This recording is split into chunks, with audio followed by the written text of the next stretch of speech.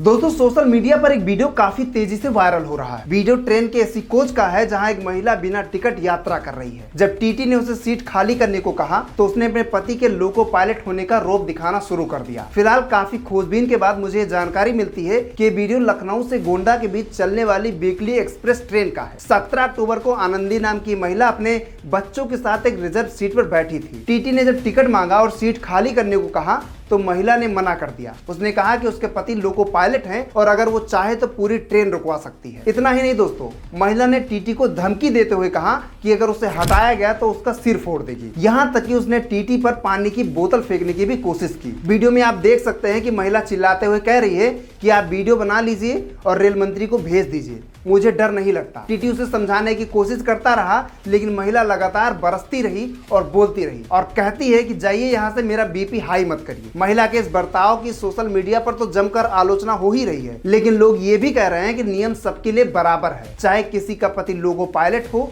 या कोई भी हो। हालांकि वीडियो आने के बाद रेलवे ने इस महिला के खिलाफ कोई भी कार्रवाई अभी तक नहीं की है। अब सवाल ये है दोस्तों कि क्या नियमों के ऊपर कोई व्यक्ति हो सकता है?